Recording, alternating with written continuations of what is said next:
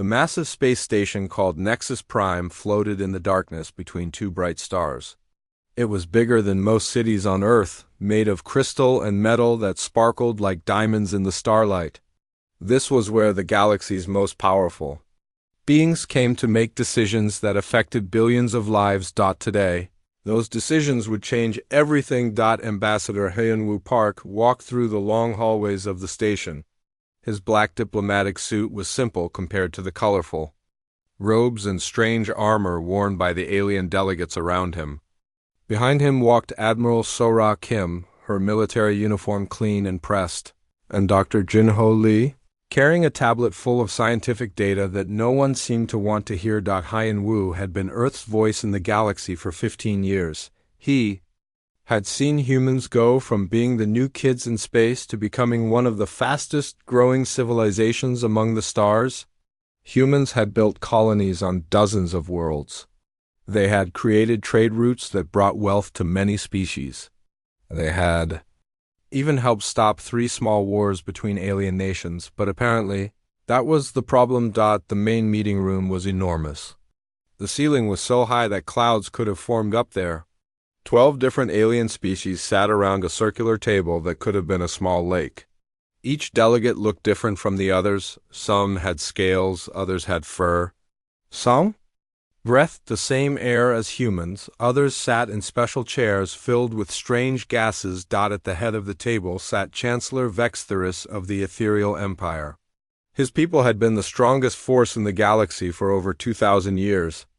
They looked almost like humans, but their skin was pale blue and their eyes glowed with soft white light. When Vextheris spoke, his voice filled the entire room without him needing to shout. The Human Federation will now hear the terms that have been decided by this council, the Chancellor said. His glowing eyes looked directly at Hyunwoo. These terms are final. There will be no discussion. Hyunwoo felt his stomach tighten, but he kept his face calm. Next to him, Admiral Kim's hand moved slightly toward her weapon. Though she would never draw it here, Dr. Lee just stared at his tablet, probably wishing he was back in his lab instead of in this room full of politics. The Chancellor continued. First, all human expansion beyond your home solar system must stop immediately. You will abandon any colonies that are less than 10 years old. Second, all human military ships must be reduced by half.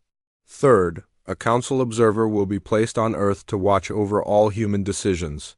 Fourth, humans will pay a yearly tribute to the council equal to 20% of your total economic output.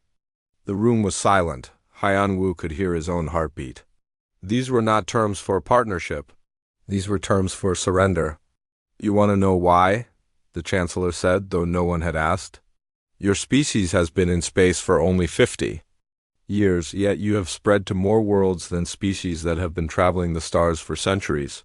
You fight wars with an intensity that frightens us.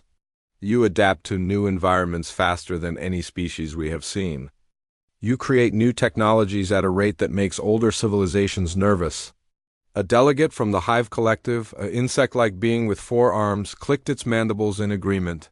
Humans are dangerous, it said in a voice like grinding metal. They do not know their place. They act like they own the galaxy.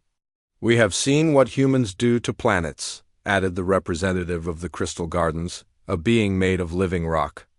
You change everything? You make dead worlds into garden worlds. You turn gas giants into fuel stations. You are not content to take what the universe gives you.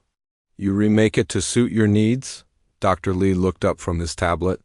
Those are achievements to be proud of, he said quietly. We have harmed no one, we have only built and grown. That is exactly the problem, Chancellor Vextheris replied. Growth without limits is cancer.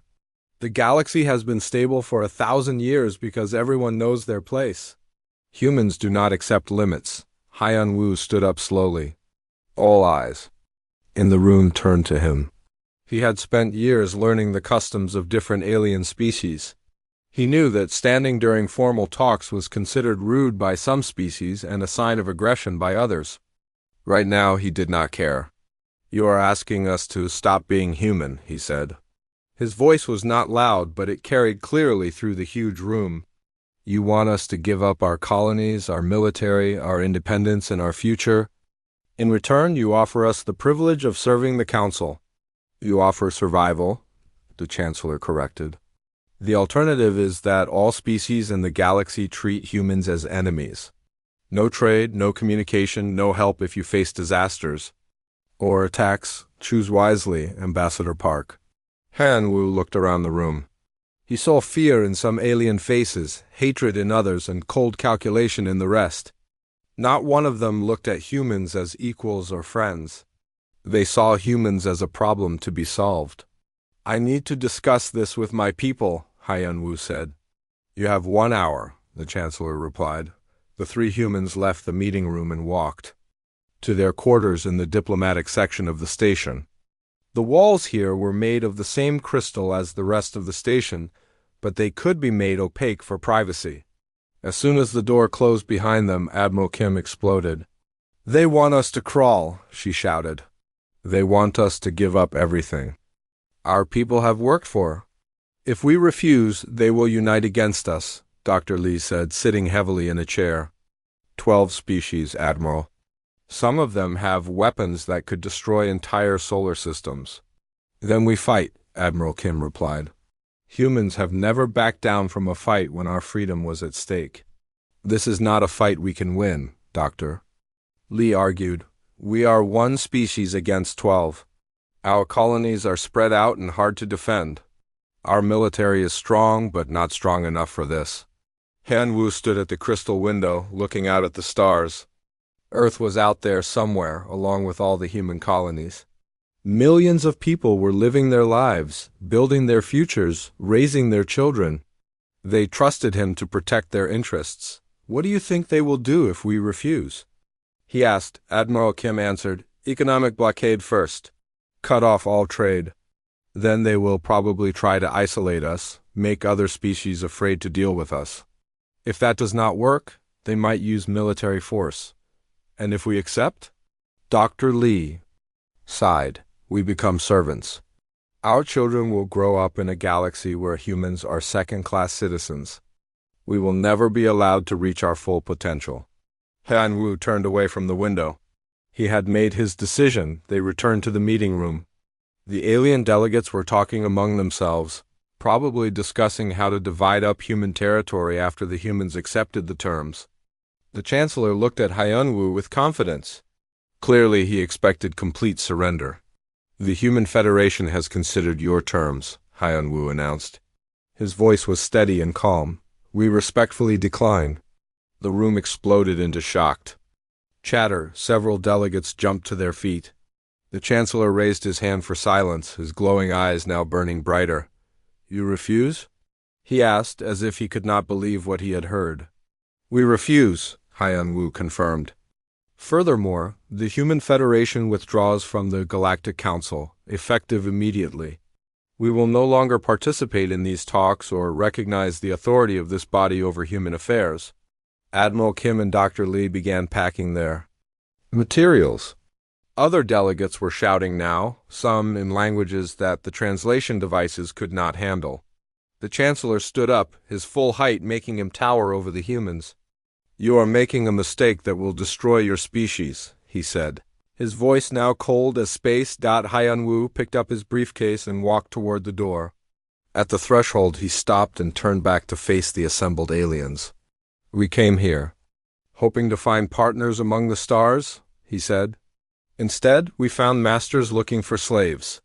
Humans choose freedom over safety, growth over stagnation, and hope over fear. We will make our own way in this galaxy. You will regret this decision, the Chancellor called after them. Haiyan Wu paused for just a moment. Perhaps, he said. But we will regret it as free beings, not as servants. The 3 humans walked out of the chamber, leaving behind the shouting aliens and their threats. Behind them, the galaxy's most powerful beings began planning humanity's punishment. Ahead of them lay the unknown, and the long journey home to a species that would soon stand alone among the stars. None of them knew that this moment would be remembered as the day everything changed. The day humans stopped asking for permission. and started taking responsibility for their own destiny. The day the galaxy made its greatest mistake by turning humanity from potential allies into determined rivals, the stars watched in silence as the human shuttle left Nexus Prime, carrying news that would reshape the future of every living being in the galaxy. 6 months had passed since the humans walked out of the Galactic Council. On the crystal station of Nexus Prime, Chancellor Vextheris stood before a wall of screens showing star maps. Red zones marked every area of human space. Trade routes that once brought goods to human colonies were now blocked by Council warships. "How long before they come crawling back?" asked General Kefauver, the military commander of the Council forces. His people looked like giant lizards with metal armor grafted into their scales. "Our economic experts say 1 year," the Chancellor replied. "Humans depend on trade with other species for many things. Without our technology and resources, their colonies will start to fail." On the screens, small dots showed human ships trying to find new trade routes. Every time they approached a non-human system, Council ships appeared to turn them away. Any species that tried to help humans faced immediate punishment. "What if they try to fight their way through the blockade?" General Kefauver asked. "Chancellor." Vextheris smiled, his glowing eyes brightening. "Then we will crush them quickly and end this problem forever." Neither of them knew that their plan was already failing in ways they could not imagine on Earth. President Mi-young Choi stood at the podium in the United Nations building. Representatives from every human nation sat before her. Outside, millions of people watched on screens around the world. The mood was serious but not defeated. "My fellow humans," she began, "6 months ago, the galaxy told us we could only survive if we became their servants. Today I stand before you to say that we have a different plan." She gestured to the large screen behind her, which showed images of human colonies throughout space. Some looked struggling with fewer ships coming and going, others looked busier than ever. "The galaxy wants to starve us into submission. They believe that without their help, we will collapse. They are wrong. We have something they do not understand, the ability to adapt and overcome any challenge." The crowd in the hall began to murmur with excitement. President Choi raised her hand for silence. "Today, I am announcing the Independence Protocol. We will become completely self-sufficient. We will build everything we need. We will grow our own food, make our own technology, and defend our own space. We will show the galaxy that humans do not need permission to exist." The applause was thunderous. People around the world cheered in the streets. For the first time since the blockade began, humans felt hope instead of worry. Dr. Tae-jin Yoon looked tired as he entered the meeting room deep beneath the Swiss mountains. The Global Defense Council had been working day and night for months, planning humanity's response to galactic isolation. Around the table sat the smartest humans from every field: military leaders, scientists, engineers, economists, and philosophers. "Give me the status report," President Choi said as she took her seat. Dr. Yoon activated a holographic display that showed the solar system. "The good news is that we are not as dependent on alien technology as they think we are. Most of our colonies can produce their own food and basic supplies. The bad news is that we lack advanced manufacturing for complex electronics and medicines." General Hansol Moon, head of Space Command, leaned forward. "What about our military situation?" "We have enough ships to defend our core systems," Admiral Sora Kim replied. "But if the Council decides to attack all our colonies at once, we cannot protect everything."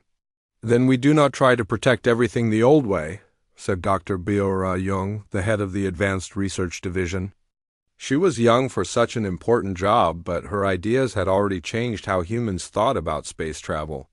"Explain," President Choi said. Dr. Young stood up and changed the holographic display. Now it showed a network of connected dots representing human colonies. Instead of trying to defend each colony separately, we make them all into one big system. Each colony specializes in making certain things. If one colony is attacked, the others can quickly replace what was lost. That requires much faster communication and transportation than we currently have, Dr. Yoon pointed out. Dr. Yoon smiled. I am working on that. On the colony world of New Bazan, farmer Yunhai Kang walked through her fields under the light of two suns. The crops looked healthy, but she was worried. The medicine shipment from the core worlds was 3 months late. Her daughter had been sick with a fever for a week. She activated her personal communicator and called Dr. Park Seung-ho, the colony's only doctor. Any word on the medical supplies? She asked. Nothing, he replied.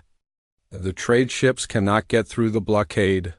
But I have some news that might interest you. The research team in the northern settlement has been working on something. An hour later, Yunhai stood in a laboratory that had been built inside. A cave. Dr. Minjung Kong, no relation, despite the same last name, was growing something in tanks filled with green liquid. What is it? Yunhai asked. Medicine, Dr. Kong replied. We analyzed the alien drugs we used to import and figured out how to make them using local plants and bacteria. It took us 4 months, but we did it. Yunhai stared at the tanks. You mean we do not need the aliens anymore? For medicine? No, and if we can do this here, we can do it everywhere. The blockade is not killing us. It is making us stronger. That night, Yunhai wrote in her journal, Today I learned something important. When you cannot depend on others, you discover what you can really do. I think the aliens are going to be very surprised. Admiral Guhaiyan Shin commanded the defense fleet at the edge of human space. His ships patrolled the boundary between human territory and the rest of the galaxy. Just outside that boundary, alien warships waited and watched. On his flagship, the Soul's Pride, Admiral Shin studied the latest intelligence reports. The aliens were being very careful not to actually enter human space. They wanted to appear strong while avoiding a fight. Sir, called Lieutenant Eugene Park from the communications station. We are receiving a message from the alien fleet. Put it through, Admiral Shin said. The face of a council naval commander appeared on the main screen. He looked like a cross between a human and a fish, with scales instead of skin and gills on his neck. Human Admiral, the alien said. I am Commander Velthara of the Council Enforcement Fleet. You are ordered to surrender your ships and submit to Council authority. Admiral Shin had been expecting this for months. Commander, you are outside human space. You have no authority here. Your government has been declared illegal by the Galactic Council. Surrender now, and your people will be treated with mercy. I have a counteroffer, Admiral Shin replied calmly. Turn your ships around and leave human space. Do this, and we will not consider your presence an act of war. Commander Velthara laughed, a sound like water bubbling. You have 30 ships. I have 200. You cannot win this fight. Perhaps, Admiral Shin said. But you will discover that humans do not surrender easily. And I think your superiors do not want a real war. They want us to give up without fighting. If you attack us, you will have to explain to the Council why you started a war instead of maintaining a blockade. The alien commander's expression changed. Admiral Shin was right, and they both knew it. A blockade was one thing, a shooting war was another. You cannot hide behind human space forever, Commander Velthara said. We are not hiding, Admiral Shin replied. We are building. And when we are ready, the galaxy will see what humans can really do. The transmission ended. Admiral Shin turned to his crew, who had listened to the entire conversation. Double our patrols, he ordered. And send a message to Earth. Tell them the aliens are getting nervous. That means our plan is working. Deep in the asteroid belt between Mars and Jupiter, Dr. Haijin Nam worked in a research station that officially did not exist. Her team was small but brilliant, and they had been given unlimited resources to solve humanity's greatest problem: how to travel through space without using the hyperspace lanes controlled by the galactic powers. Show me what you have, she said to her assistant. Dr. Jae-ho Kim. Dr. Kim led her to a chamber where a small spacecraft sat surrounded by strange equipment. The ship was only big enough for one person, and it looked like it had been built from spare parts. We call it quantum tunneling, Dr. Kim explained. Instead of using hyperspace lanes, the ship creates its own tunnel through space-time. It is dangerous and uses a lot of energy, but it works. How dangerous? Dr. Nam asked. There is a 30% chance the ship will be destroyed during the jump. But if it works, the ship can travel faster than anything the aliens have, and they cannot track it. Dr. Nam looked at the experimental ship. It was ugly and dangerous, but it represented something more important than safe travel. It represented freedom. Who was going to test it? She asked. I am, Dr. Kim replied. It was my idea. If it kills anyone, it should be me. 2 days later, Dr. Kim climbed into the experimental ship, Dr. Nam, and her team watched from the control room as he prepared for the first test jump. The destination was Proxima Centauri, the closest star system to Earth. Quantum drive charging, Dr. Kim reported over the radio. The ship began to glow with strange colors that hurt to look at directly. Drive at full power. Beginning jump sequence. The ship disappeared. Not slowly, not gradually, but instantly, as if it had never existed. For 10 minutes, the control room was silent. Then Dr. Kim's voice came through the speakers, crackling with static. 3 years had passed since the galaxy cut off all contact with humanity. On Nexus Prime, Chancellor Vex Thuris reviewed the latest intelligence reports about human space. The numbers should have made him happy, but instead they confused him. Explain this to me again, he said to Intelligence Director Roldan. A being whose people were famous for their ability to gather information from across the galaxy.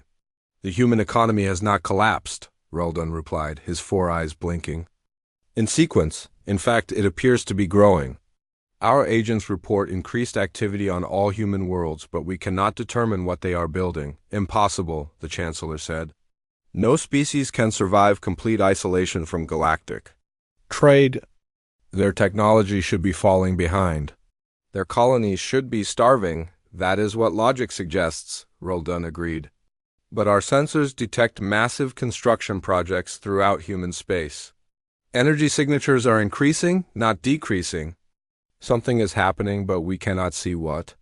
Chancellor Vex Thuris stood and walked to the great window that looked out at the stars.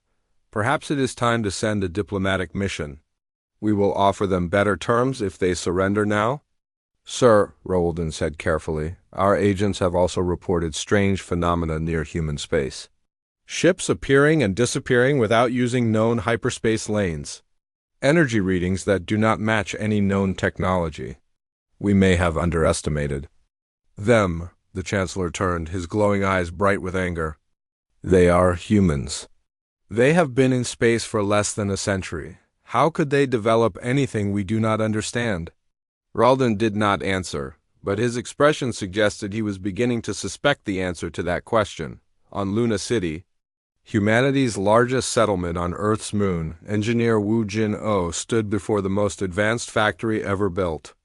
The building stretched for kilometers underground, its walls lined with machines that seemed to build other machines without any human workers. Status report, he said to the factory's artificial intelligence. Production at 98%. Efficiency, the AI replied in a voice that sounded almost human. Current output, 400 Starship hulls per day, 6,000 advanced computers per hour, 12 million tons of processed materials per day. Wu Jin smiled. 3 years ago, this factory had not existed. Now it was producing more goods than some entire alien civilizations. And it was just one of dozens of similar facilities throughout human space. What about the new designs? He asked. Prototype weapons are ready for testing. New ship designs are 30% faster and 50% stronger than previous models. The quantum shield generators are working perfectly. Dr. Min-Yoon, the head of the project, joined Wu Jin at the observation deck. The council thinks we are struggling to survive, she said. They have no idea we are rebuilding everything from scratch. Better than scratch, Wu Jin corrected. We are building things the galaxy has never seen before. Below them, robotic systems assembled starships that looked nothing like the vessels humans had used 3 years ago. These new ships were sleeker, more advanced, and incorporated technologies that had been developed during the isolation period. When do we reveal these to the rest of humanity? Dr. Yoon asked. Soon, Wu Jin replied, very soon. On Europa 1 of Jupiter's moons, Dr. Se-young Park worked in a laboratory built deep under the ice. Her research team was small, but their work would change warfare forever. "Run the test again," she told her assistant. Dr. Q-Jin Hong. Dr. Hong activated a device that looked like a simple metal box. He pointed it at a thick steel wall on the other side of the laboratory. Purple light shot from the device and the wall simply vanished.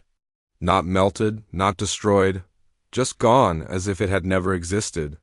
Molecular bonds disrupted at the quantum level, Dr. Park explained to the recording device. The weapon breaks down the forces that hold matter together. Armor, shields, even ship hulls become useless. What about range? Dr. Hong asked. In space? Potentially unlimited. The beam will continue until it hits something or disperses naturally. This could make our ships effective against enemies at any distance. Dr. Park turned off the recording device and looked at her assistant. The aliens think superior numbers will protect them. They build bigger ships with thicker armor. They do not understand that we are changing the rules of how weapons work. Should we inform Space Command? Dr. Hong asked. Not yet. We need to build enough of these weapons to equip our entire fleet. When the time comes to reveal what we have been doing, we want to be ready for anything.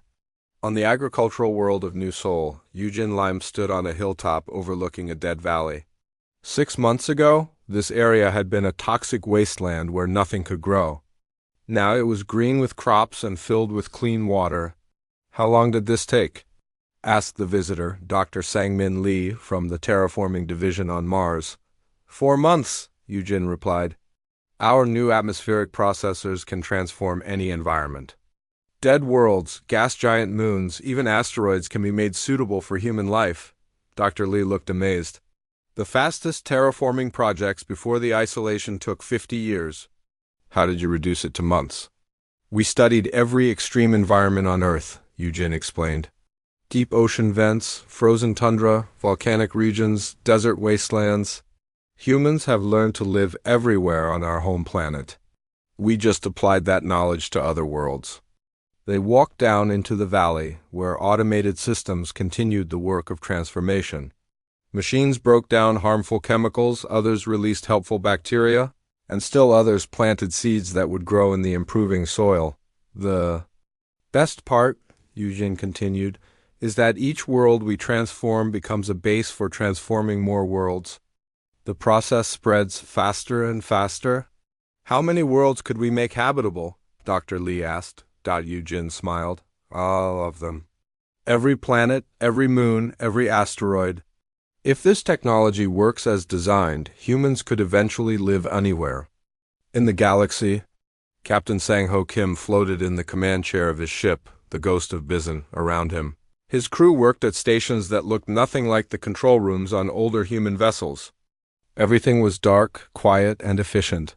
Status report, he said quietly. We are currently inside the Vega system, his navigator reported. Alien patrol ships are passing within 1,000 kilometers of our position. They show no sign of detecting us. Captain Kim nodded. His ship was using technology that made it exist slightly outside normal spacetime. To alien sensors, the ship simply was not there. Any sign of the alien base? He asked. Found it, sir, the sensor operator replied. Large military installation. On the 4th planet. Looks like a staging area for attacks on human space. Record everything.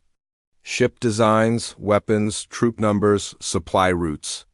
Intelligence wants to know what we might be facing. For 2 hours, the Ghost of Bison studied the alien military base while floating invisible just outside the planet's atmosphere. The aliens never knew they were being watched. Jump preparation complete, the navigation officer reported.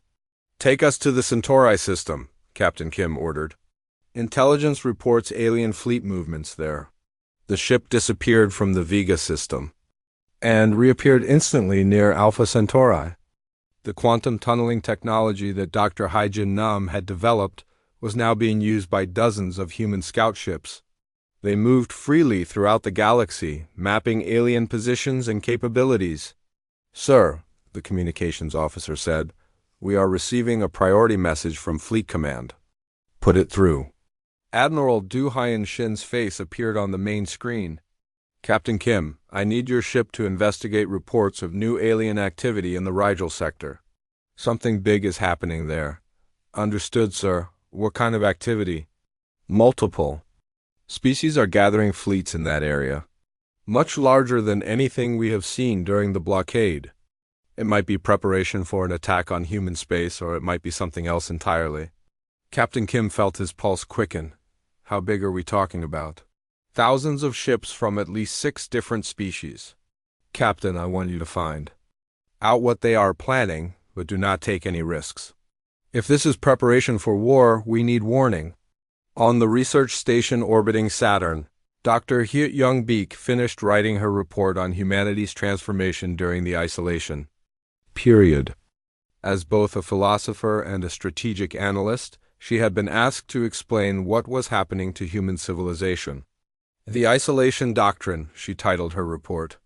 A study of accelerated human development under external pressure, she read through her conclusions one more time before sending the report to the Global Council. The galactic blockade has not weakened humanity.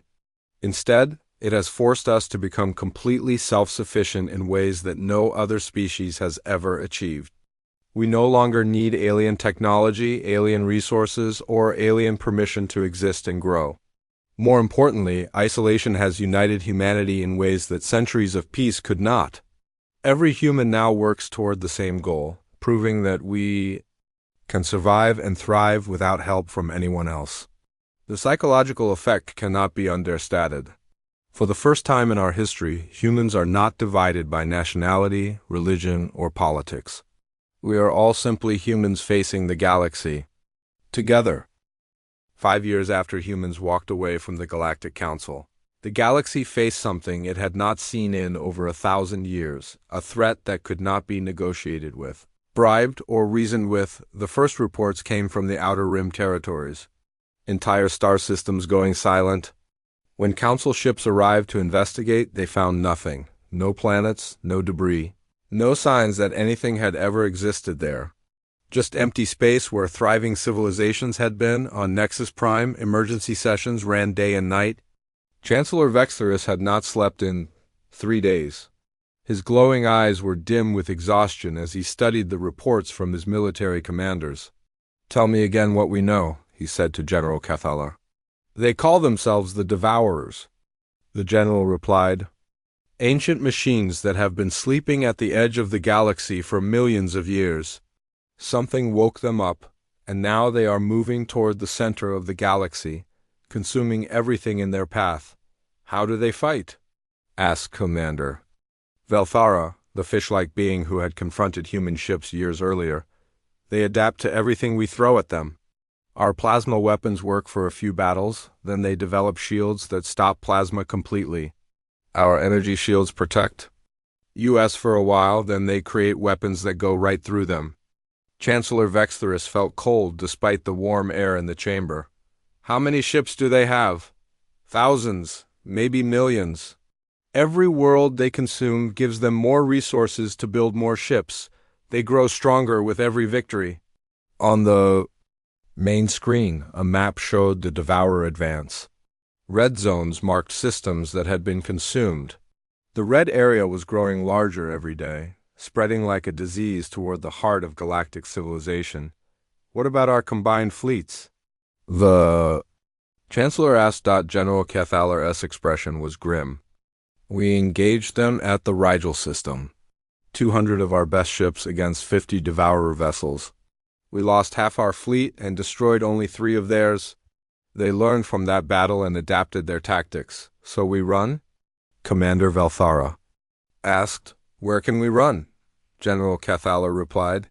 They consume worlds to build more ships. Eventually, they will reach every system in the galaxy. The chamber fell silent. These beings had ruled the galaxy for centuries, but now they faced an enemy that made them feel helpless. What about the humans? Asked Intelligence Director Roldan quietly. Everyone turned to look at him. Chancellor Vextheris frowned. What? About them? Our agents report that human space shows no signs of panic, no evacuation fleets, no defensive buildups.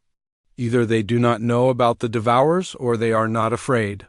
Humans have been isolated for 5 years, the Chancellor said. They probably have no idea what is happening.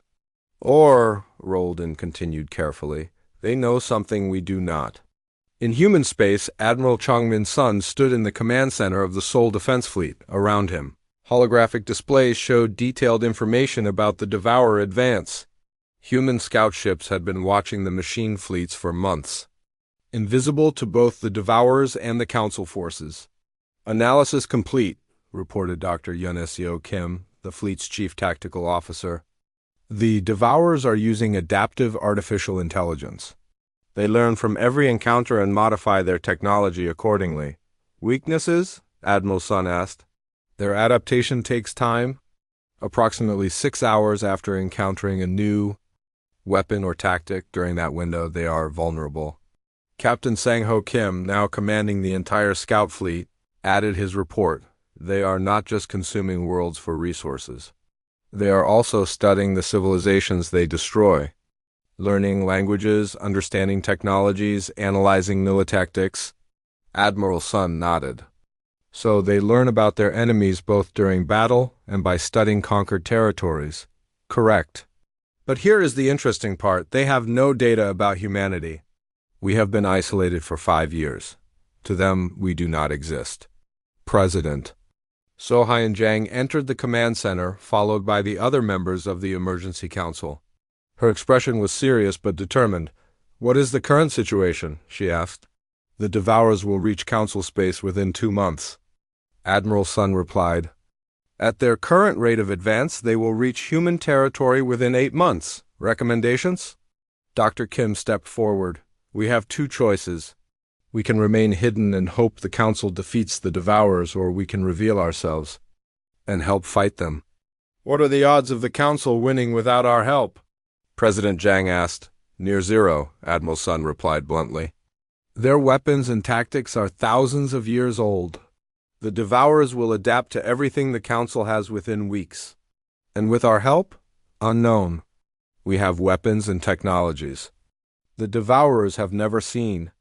But once we reveal them, we lose the advantage of surprise. President Jang was quiet for a long moment. Dr. Lee, what does your analysis suggest? Dr. Jin-Ho Lee, now much older but still sharp, activated a holographic display. The Devourers will not stop with Council space. They consume everything.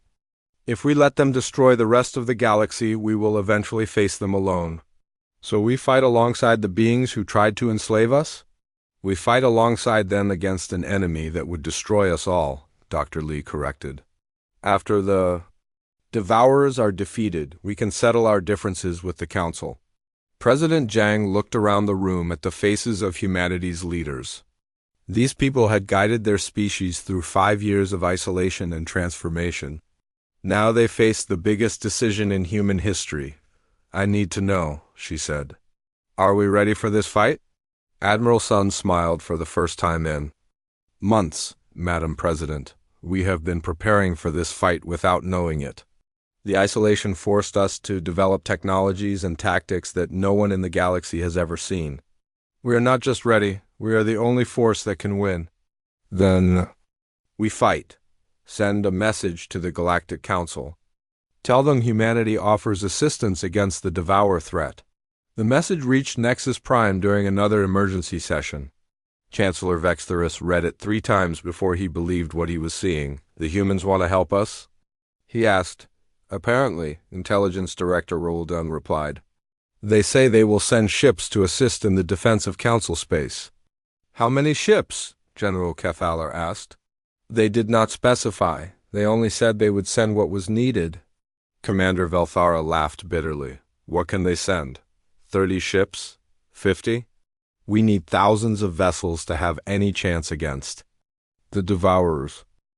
Perhaps, the Chancellor said slowly, but they have been isolated for 5 years. Maybe they developed something useful during that time. Or maybe they are desperate to make peace with us before the Devourers reach their space. General Kefaller suggested. Only one way to find out, the Chancellor decided. Accept their offer. Tell them to send their ships to the Kepler 442 system. That is where we expect the next Devourer attack. The message was sent. 3 days later, human ships began arriving at Kepler 442. What the Council forces saw shocked them into silence. The human vessels were like nothing they had ever encountered. Sleek, dark ships that seemed to bend light around them.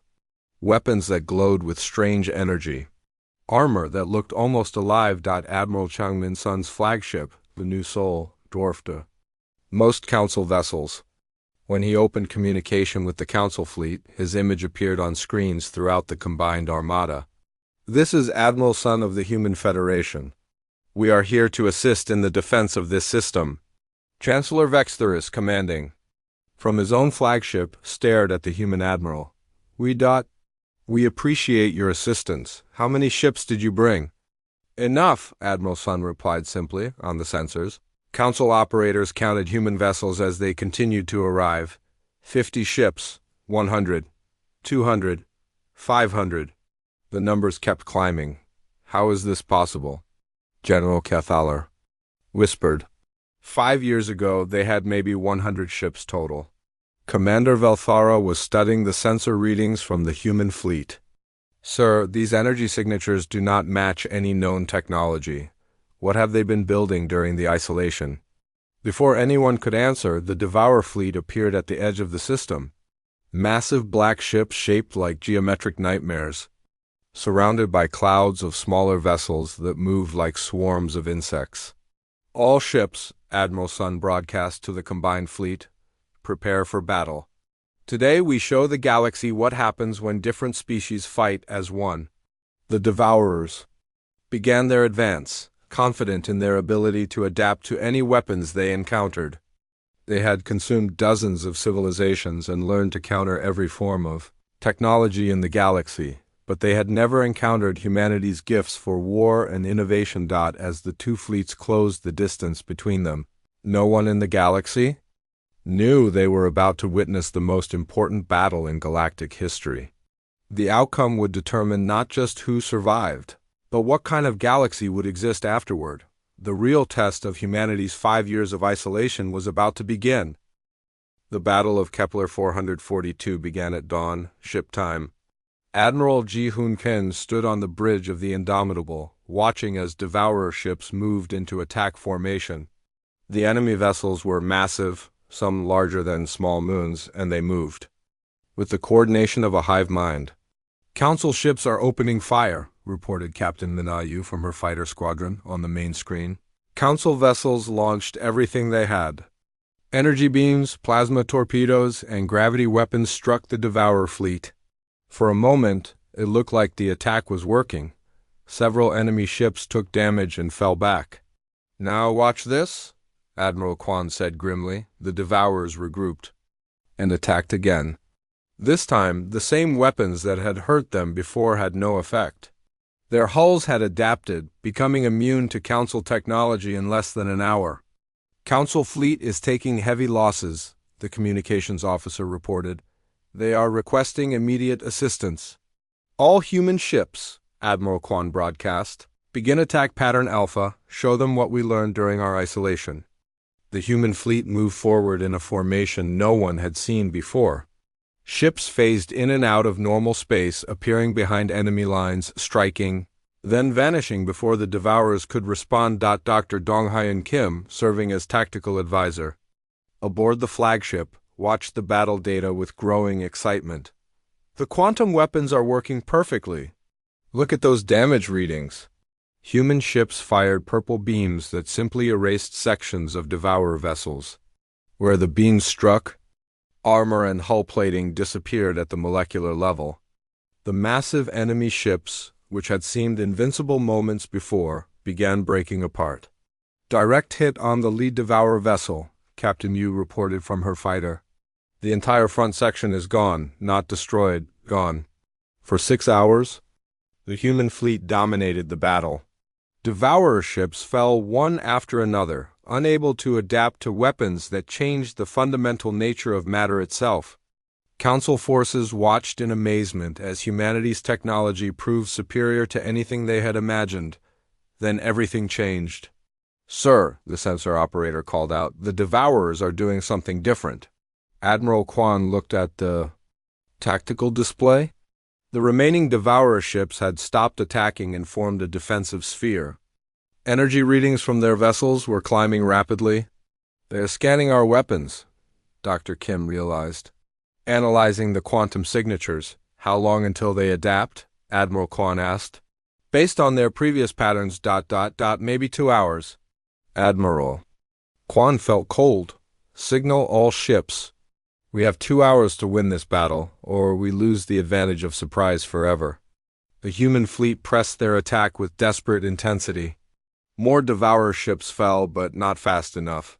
As the 2-hour mark approached, the surviving enemy vessels began to move again, the first quantum beam fired by a human ship struck a Devourer hull and bounced off harmlessly. "They have adapted," Dr. Kim said quietly. "Our primary weapons are now useless." The Devourers counterattacked with weapons that seemed to learn from human tactics. They phased in and out of space like human ships. They used molecular disruptors, similar to human quantum beams. Worst of all, they coordinated their attacks with the precision that humanity had thought was uniquely human. "They are not just adapting to our technology," Admiral Kwan realized. "They are copying our tactics and improving on them." The battle turned into a nightmare. Human ships found themselves fighting enemies that used better versions of their own. Weapons, Council vessels, caught between two technologically superior forces, suffered massive casualties. "All ships," Admiral Kwan broadcast, "fall back to defensive positions. We need time to develop new tactics." As the human fleet retreated, Captain Yu's fighter squadron provided cover. Her ships used quantum tunneling to appear behind enemy vessels, strike quickly, then disappear. But even this tactic was becoming less effective as the Devourers learned to predict human movement patterns. "Admiral," Captain Yu reported, "I am seeing something strange. The Devourer ships are not just copying our weapons, they are making them better. Their quantum beams cut deeper than ours. Their phase shifts last longer." Dr. Kim studied the battle data frantically. "They have computational power beyond anything we imagined. They can analyze any technology and improve it within hours. So, every weapon we use against them becomes a weapon they can use against us," Admiral Kwan said. "How do we fight an enemy that gets stronger every time we attack?" "We do what humans do best," Dr. Kim replied. "We adapt faster than they do." Colonel Subin Lee crouched behind cover on the surface of Proxima Colony as Devourer landing craft descended from orbit. These were not ships, but walking machines the size of buildings, equipped with weapons that could level city blocks. "All units," she commanded through her helmet radio, "remember the training. Hit and run tactics. Do not engage in prolonged firefights." Her soldiers wore armor that could phase shift like the human ships. When Devourer machines fired at them, they became temporarily insubstantial, allowing the weapons to pass through harmlessly. The first wave of ground combat went well. Human soldiers appeared inside Devourer machines, planted quantum explosives, then phased out before the devices detonated. Massive war machines fell one after another, but then the enemy adapted. "Colonel," Sergeant Hiram Park reported, "the Devourers are scanning our phase technology. They are learning to track us even when we are out of phase." Colonel Lee watched through her visor as Devourer machines began hitting her soldiers even during quantum shifts. The enemy had found a way to attack targets that existed partially outside normal space. "Fall back to the city," she ordered. "Activate the underground defenses." Proxima Colony had been built with hidden defensive systems throughout its foundation. As Devourer machines advanced through the streets, the entire city became a weapon. Buildings collapsed in calculated patterns, creating traps. Underground tunnels allowed human forces to appear anywhere in the city instantly, but even this was not enough. The Devourers learned the city's layout and began predicting human tactics. What had been a successful defense became a deadly game of adaptation versus innovation. "Colonel," her communications officer reported. Admiral Kwan is requesting a status report. Tell him we are learning the same lesson as the fleet, Colonel Lee replied. Every tactic we use teaches them how to fight us better. On the research vessel Discovery, Dr. Yunji Park worked frantically to find a solution to humanity's greatest problem. Her team had been analyzing Devourer technology since the battle began, looking for any weakness they could exploit. Their adaptation process is based on quantum entanglement communication, she explained to her assistant, Dr. Taeho Lim. Every Devourer unit shares information instantly with every other unit. When one learns something, they all learn it. So, if we disrupt the communication, Dr. Lim began, we might be able to stop them from sharing adaptations, Dr. Park finished. But the quantum entanglement field they use is incredibly complex. It would take weeks to develop a disruption system. We do not have weeks, Dr. Lim pointed out. Dr. Park stared at the data on her screen. The answer was there somewhere, hidden in the patterns of energy that connected every devourer to every other devourer. Then she saw it. They are using the same quantum principles that power our phase shift technology, she said excitedly. We can use our own systems to interfere with theirs. How? Every human ship has quantum drives. If we coordinate them properly, we can create an interference pattern that will disrupt devourer communications across an entire star system. Dr. Lim looked at the calculations. This would require perfect timing from hundreds of ships, and we would have to sacrifice our own quantum systems. To do it, one shot, Dr. Park agreed. We get one chance to hit them before they adapt to the interference pattern. She opened a communication channel to Admiral Kwan. Sir, I have a plan, but it will require every human ship to work together perfectly. Explain. Dr. Park outlined her strategy quickly. Admiral Kwan listened in silence, then asked a crucial question. What are the odds this will work?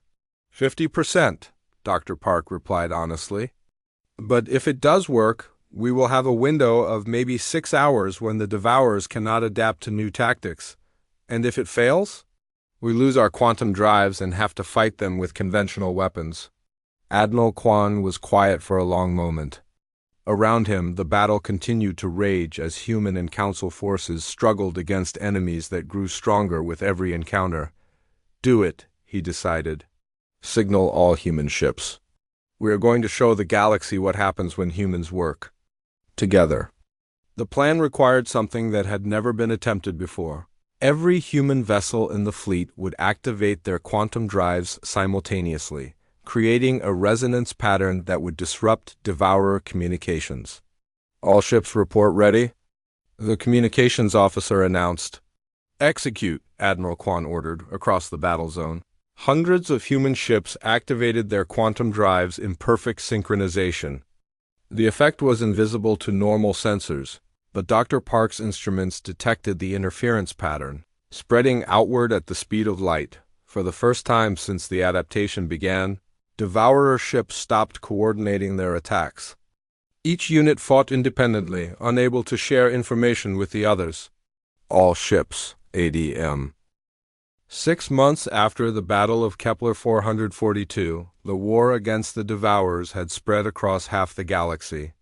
Every major civilization now fought together under human tactical command, using weapons and strategies that humanity had developed during their years of isolation. Fleet Admiral Hyuk Jin Roo stood on the bridge of the Prometheus, the most advanced ship ever built by any species.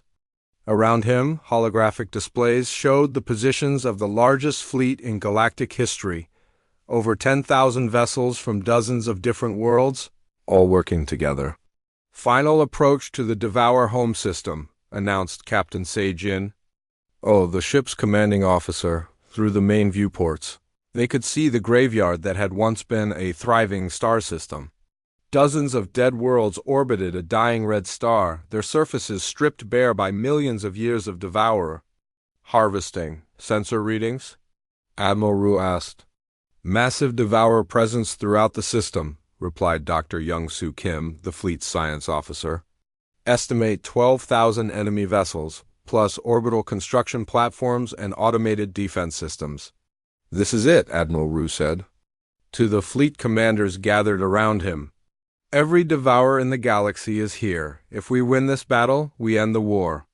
If we lose—" He did not need to finish the sentence. Everyone knew that failure here meant the end of organic civilization in the galaxy. Status of the Quantum Disruption Network? He asked. Dr. Yunji Park, now serving as the fleet's chief tactical coordinator, checked her instruments. "All ships report ready. The improved disruption system should block devourer communications for 12 hours instead of 6. And the new weapons? Phase cannons are fully charged. Molecular disruptors are online? Quantum torpedoes are loaded." "And ready," Admiral Rue nodded. The weapons his fleet carried had been developed using technology from every species in the galaxy, combined with human innovation and the desperate creativity of a galaxy fighting for survival. "Open a channel to all ships," he ordered. Thousands of faces appeared on screens throughout the fleet. Humans, aliens, and artificial intelligences all united in common cause. "Today we end this war," Admiral Rue announced. 6 months ago, we were separate species with separate goals. The Devourers changed that. They forced us to work together, to share our knowledge, to become something greater than the sum of our parts. He gestured toward the enemy-held system ahead of them. "Out there is an enemy that believes adaptation is the key to victory. They think that by copying our strengths, they can defeat us. They are wrong. Our greatest strength is not any single technology or tactic. Our greatest strength is our ability to grow beyond what we were before. All ships," he concluded, "begin the attack." The final battle was unlike anything the galaxy had ever seen. The combined fleet moved in formations that used the best tactics of every species, the precision of the ethereals, the aggression of humans, the coordination of the Hive Collective, and the defensive skills of the Crystal Gardens. Captain Minna, Yu, now commanding her own destroyer, led the first wave of attacks. Her ship phased through enemy defenses and struck at the heart of the Devourer fleet. "Direct hit on enemy command vessel," she reported. "Their coordination is breaking down." The Quantum Disruption Network activated across the system, cutting off communication between Devourer units. For the first time in the war, the enemy machines fought as individuals instead of as a collective intelligence. But the Devourers had one final surprise. "Admiral," Dr. Kim called out urgently, "massive energy buildup detected in the system's star." On the tactical display, the dying red star began to pulse with unnatural light. Energy readings climbed beyond anything their instruments could measure. "They are trying to collapse the star into a black hole," Dr. Park realized. "If they cannot win, they will take us all with them." Admiral Rue felt the weight of the galaxy's future on his shoulders. Around him, 10,000 ships fought desperately against an enemy that would rather destroy everything than accept defeat. "How long do we have?" he asked.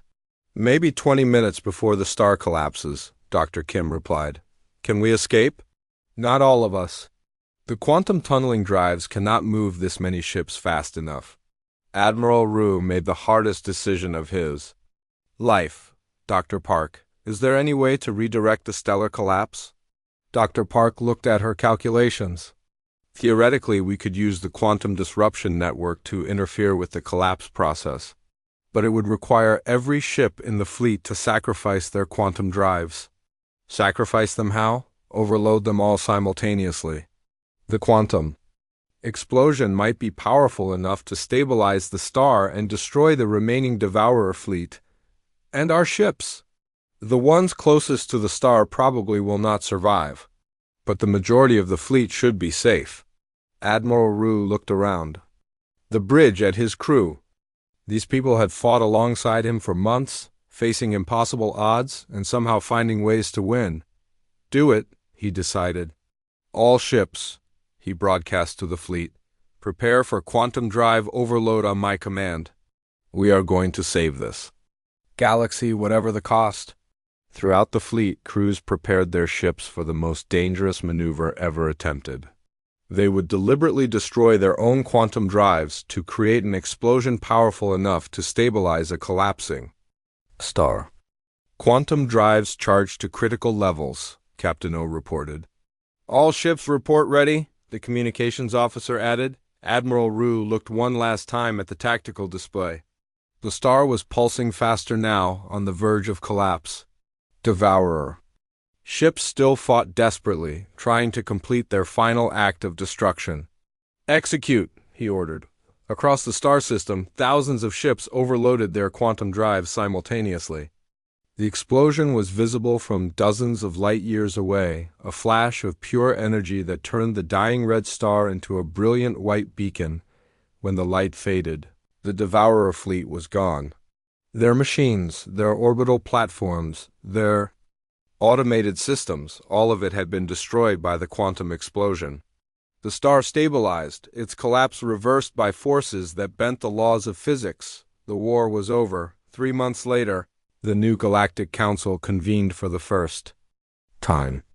Instead of meeting on a neutral station, they gathered aboard the human vessel Unity, symbolizing the new relationship between species. Ambassador Hyun-woo Park, now bearing the title of Speaker for Humanity, addressed the assembled delegates. He was older now, marked by the years of war and isolation, but his voice was strong. 5 years ago, you told us we were too dangerous to be trusted with freedom, he began. You said our growth threatened the stability of the galaxy. You were right about one thing: we are dangerous. He gestured to the mixed crews working together throughout the ship. We are dangerous to the idea that different species cannot work together. We are dangerous to the belief that change is something to be feared. We are dangerous to anyone who thinks the universe owes them safety without effort. Chancellor Vex Thuris, his glowing eyes dimmed by exhaustion and humility, stood to respond. We were wrong, he said simply. We thought we were protecting the galaxy from chaos. Instead, we were protecting ourselves from change. The question now, Ambassador Park continued, is what kind of galaxy we want to build together. The new Accords established principles that would have been unthinkable before the war. No species would be limited in their growth or expansion. Knowledge and technology would be shared freely. Most importantly, every species would be encouraged to push beyond their traditional boundaries and limitations. President In-suk Yang, addressing Earth from the rebuilt United Nations headquarters, put humanity's journey in perspective for the billions watching around the world. They tried to contain us, she said, and accidentally created something they never expected. A truly free species. We did not just survive their rejection. We used it to become something better than we were before. She gestured to the images of human ships working alongside alien vessels throughout the galaxy. Now, we have shown the rest of the galaxy what they can become if they stop limiting themselves. The universe is vast and full of wonders. There is room for everyone to grow. On the exploration vessel New Horizon, Captain Jae-sung Moon prepared for humanity's next great adventure. His ship was part of a mixed fleet heading toward the galactic rim, where unexplored regions waited beyond the reach of any known civilization. Final. Systems check complete, reported his first officer, Commander Yoon-young Lee. All departments report ready for long-range exploration. Captain Moon looked out at the stars ahead of them. Behind them was a galaxy that had learned to dream again, where species that had remained unchanged for millennia were now pushing their own boundaries and exploring their own potential. Begin the journey, he ordered. Today we begin mapping the regions beyond known space. Behind us is a galaxy learning that growth and change are not things to fear, but things to embrace. The species that once tried to limit us are now following our example, exploring new worlds and developing new technologies. He paused, watching the stars shift as the ship moved through quantum space. Ahead of us is the unknown, exactly where humanity has always belonged. We do not know what we will find out there, but we know that whatever challenges await us, we will face them as we always have, by adapting, growing, and becoming more than